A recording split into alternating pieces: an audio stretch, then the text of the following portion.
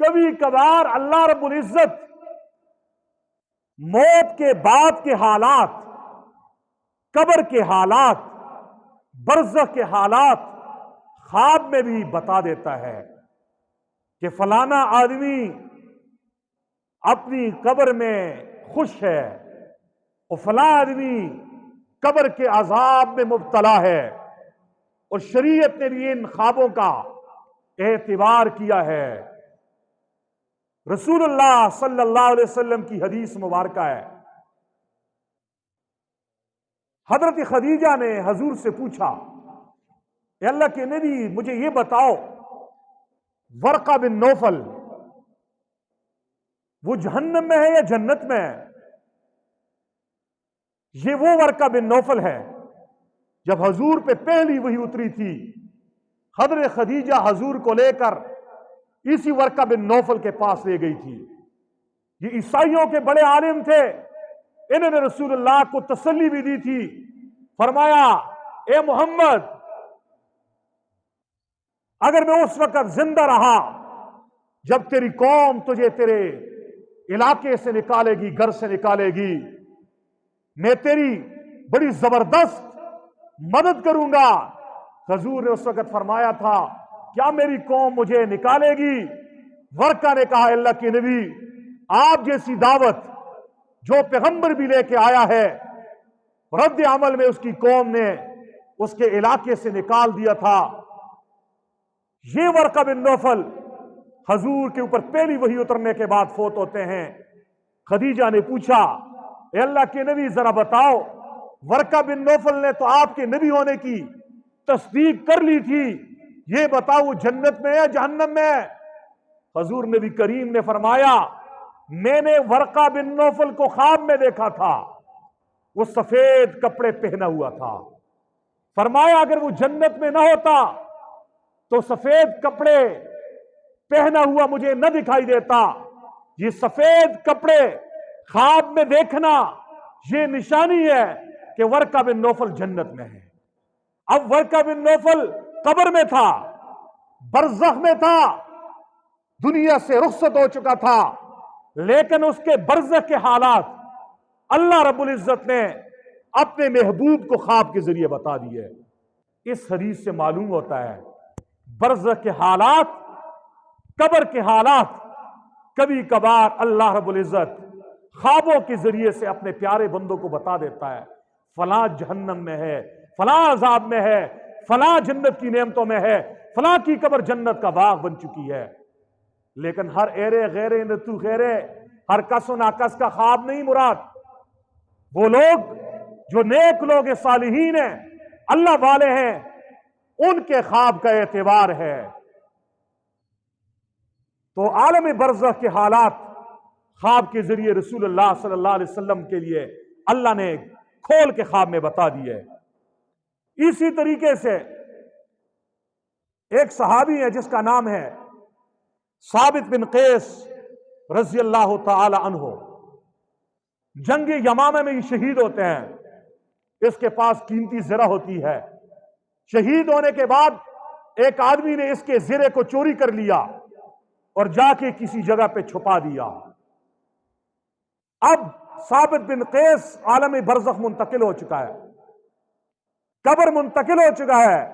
رات کو خواب میں خالد بن ولید کیا دیکھتے ہیں کہ ثابت بن قیس خالد بن ولید سے کہتا ہے او خالد بن ولید آپ جنگ یمامہ میں ہمارے سپہ سالار ہو، میری بات سنو، میری شہادت کے بعد فلاں آدمی نے میری زرہ چوری کی ہے، فلاں جگہ پہ چھپائی ہے، اور ساتھ یہ بات بھی کی او خالد فلاں آدمی کو میں نے اتنے پیسے دینے ہیں، فلانے سے یہ چیز میں نے لینی ہے، اس لیے میری وصیت پہ عمل بھی کر دو۔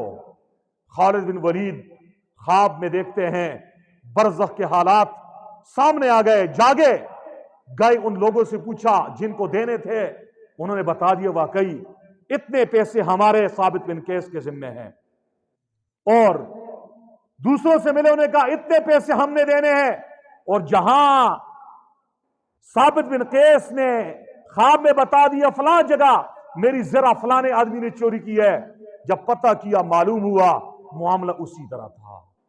یہ حدیث بتا رہی ہے، یہ واقعہ بتا رہا ہے کہ برزخ کے حالات کبھی کبھار سچے خوابوں کے ذریعے بھی معلوم ہو جاتے ہیں۔ حدیث کی کتابوں میں ایک اور واقعہ بھی لکھا ہے۔ طفیل بن عمرو دوسی ایمان کی غرض سے مدینہ منورہ آیا، ساتھ ایک اور نوجوان بھی ہے، آئے مدینہ ہجرت کر کے آئے، کلمہ پڑھا۔ دوسرے نوجوان نے بھی کلمہ پڑھا۔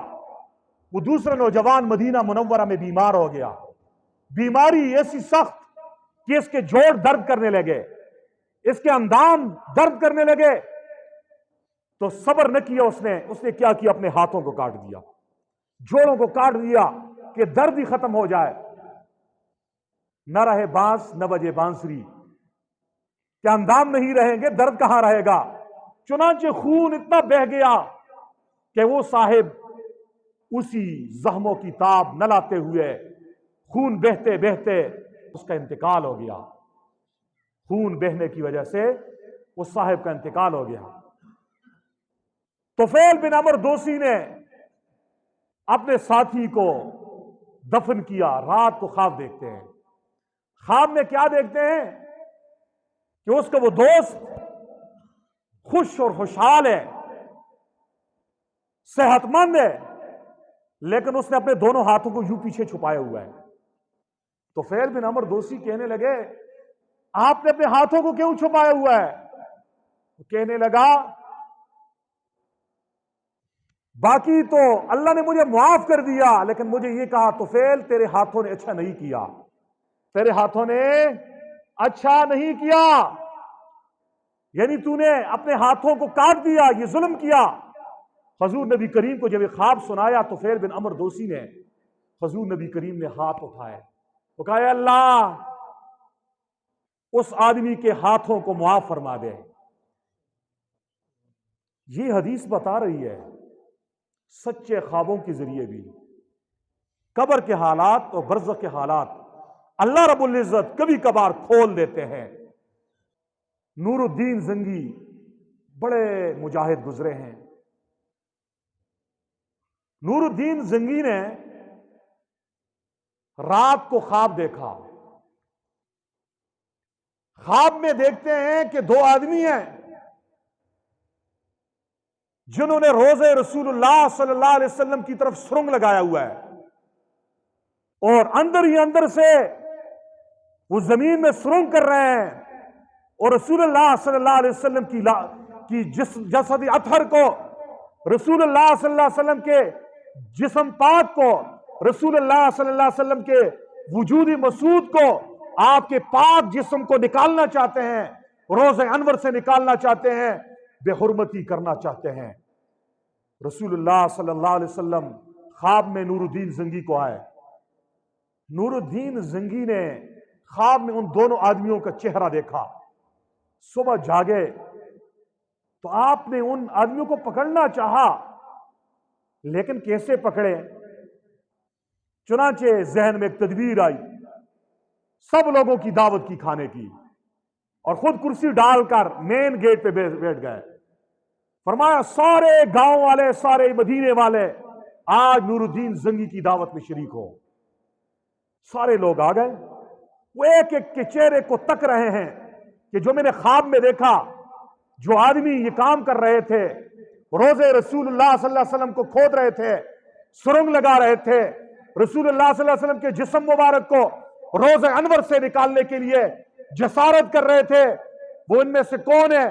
سب آئے، دسترخوان پہ بیٹھ گئے، لیکن ان چہروں والے کوئی نہیں آیا۔ نور الدین زنگی نے اعلان کیا، کوئی آدمی کھانے کی طرف ہاتھ نہ بڑھائے، بتاؤ تم میں کوئی آدمی رہ تو نہیں گیا؟ سب نے کہا سارے آ گئے، لیکن دو بزرگ ہیں، بڑے صوفی ہیں، وہ ہر وقت اللہ اللہ کرنے والے ہیں، وہ لوگوں کے کھانوں کی دعوتوں میں، شادی بیاہ میں نہیں جاتے۔ نور الدین زنگی نے کہا جاؤ ان کو بھی لے آؤ۔ بادشاہ کا حکم پہنچا تو انہیں بھی آنا پڑا۔ جو ہی آئے، نور الدین زنگی نے ان کے چہروں کو دیکھا، وہی بدبخت ہے جو خواب میں نور الدین زنگی کو دکھائے گئے تھے کہ روضہ رسول اللہ صلی اللہ علیہ وسلم کی طرف وہ سرنگ کر رہے ہیں، چنانچہ نور الدین زنگی نے ان دونوں یہودیوں کو، ان دونوں گستاحوں کو جہنم واصل کیا، ٹھکانے لگایا، اور روضہ رسول اللہ کے ارد گرد نیچے گہری کھدائی کی، یہاں تک کہ پانی آیا اور اس میں سیسا پگھلا کر نیچے ڈال دیا تاکہ نبی کریم صلی اللہ علیہ وسلم کے روضے کی طرف کوئی دشمن میری آنکھ اٹھا کے نہ دیکھ سکے۔ یہ واقعہ بھی بتا رہا ہے کبھی کبھار برزخ کے حالات خوابوں کے ذریعے سے بتا دیے جاتے ہیں۔